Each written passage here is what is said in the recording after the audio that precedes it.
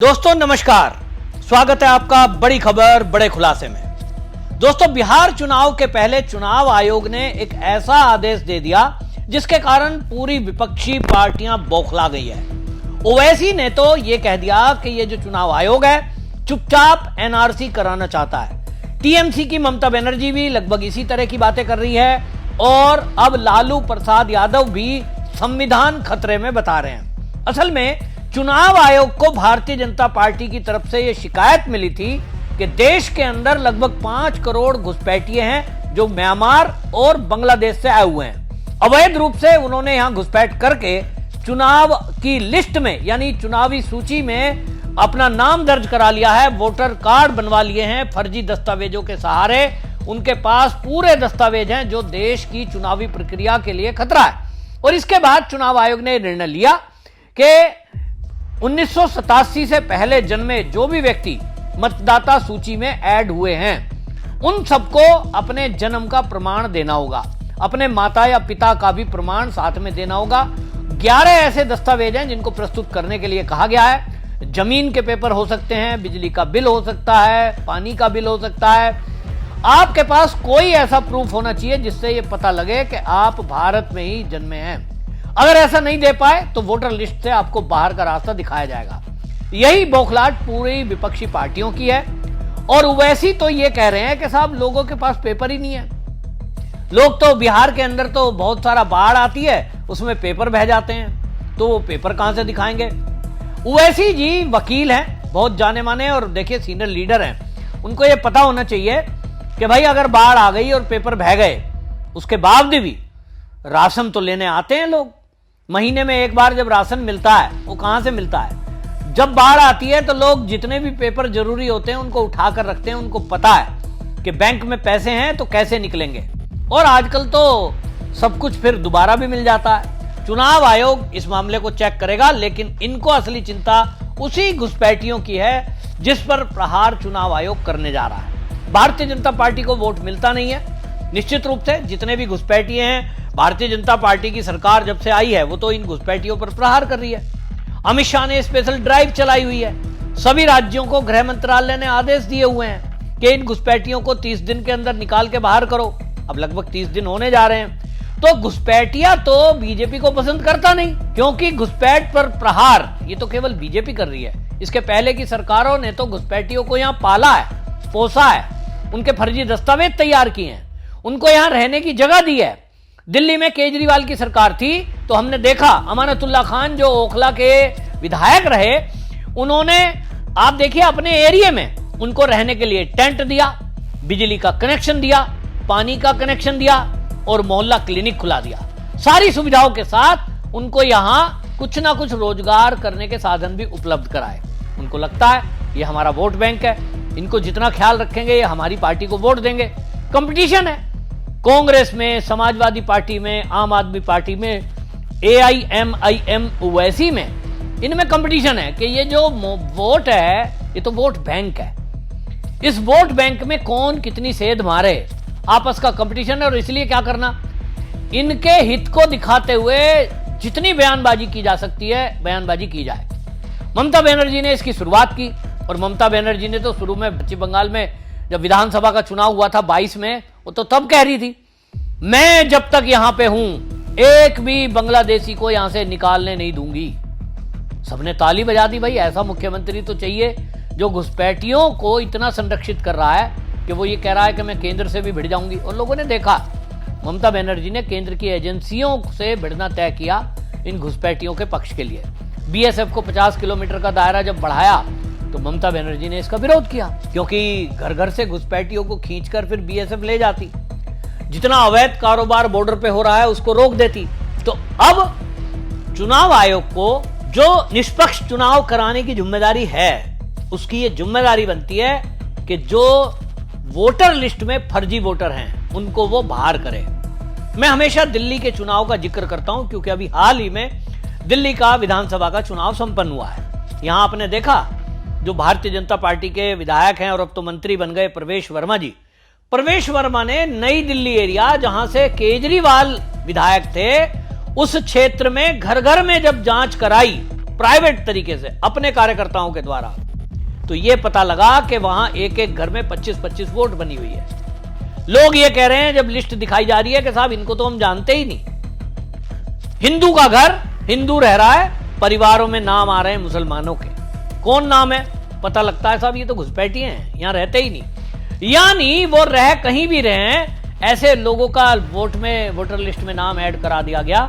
चुनाव वोट के दिन वो वोट देने आएंगे। नई दिल्ली देश की राजधानी का हार्ट, और आप सोचें उसमें बड़ी संख्या में घुसपैठियों के वोटर लिस्ट में नाम।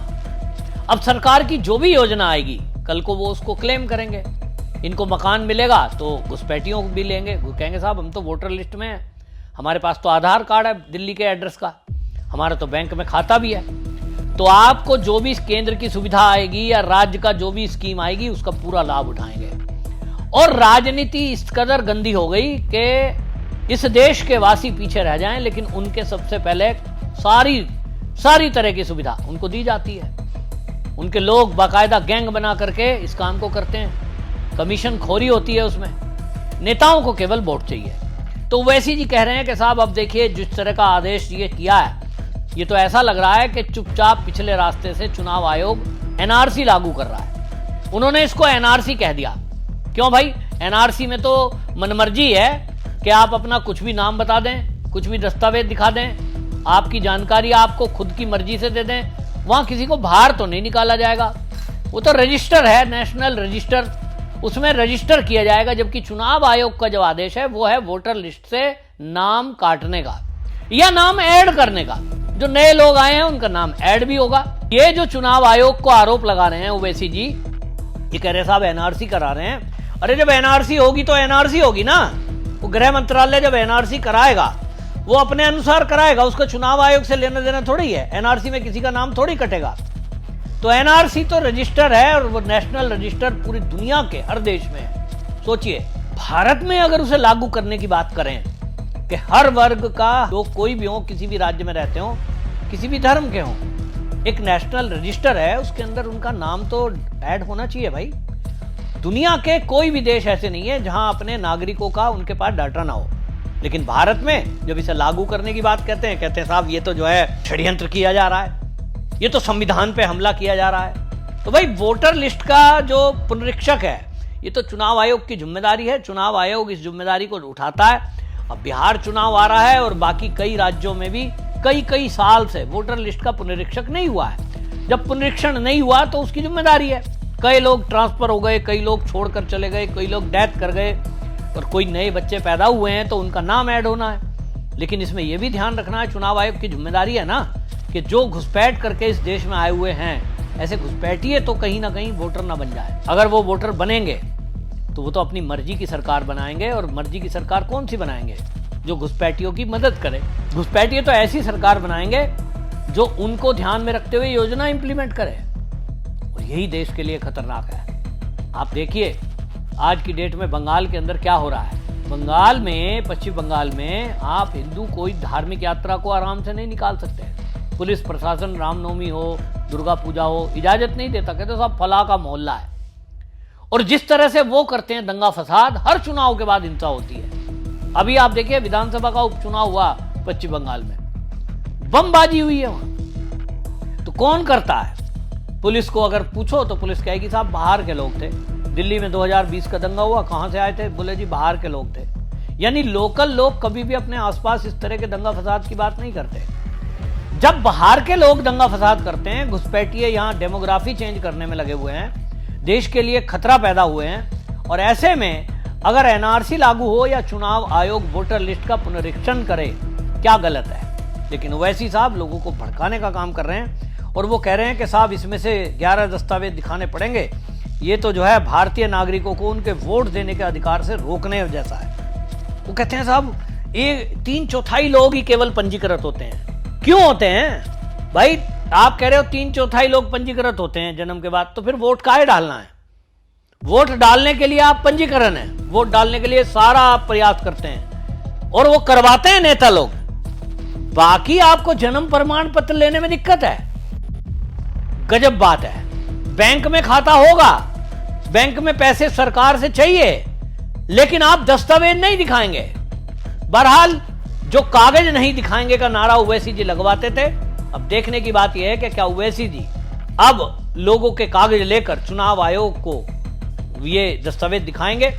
नहीं दिखाएंगे तो चुनाव आयोग का निर्णय आ चुका है। अगर कोर्ट ने इसमें अड़ंगा नहीं अटकाया तो देखना होगा कि आने वाले दिनों में जो 6 राज्य का चुनाव है, जिसमें बिहार भी है, वो बड़ा मजेदार होने वाला है। चुनाव आयोग पर पहले से ही राहुल गांधी आरोप लगाते रहे हैं कि मैच फिक्सिंग का, लेकिन मुझे ये बताया जाए कि दुनिया के किसी देश में ऐसा है क्या कि घुसपैठियों को वोट डालने का अधिकार हो? ये तो एक सिरे से केंद्र को कानून बना देना चाहिए और घुसपैठियों को वोट डालने का अधिकार नहीं होना चाहिए। ना सरकारी सुविधा कोई मिलनी चाहिए, ना उनको कोई मेडिकल फैसिलिटी मिलनी चाहिए, ना उनके बच्चों को स्कूल मिलना चाहिए। आपने देश में घुसपैठ की है, इसका दंड स्वरूप हम उनको बाहर ना निकाल पाए, ये चलता है। लेकिन हम मेरे जैसे लोगों के टैक्स के पैसे से उनको पालें, ये कतई नहीं चलना चाहिए। ऐसा मेरी राय है। आपकी इस मुद्दे पर क्या राय है कमेंट में जरूर लिखें। वीडियो को शेयर करें। वंदे मातरम।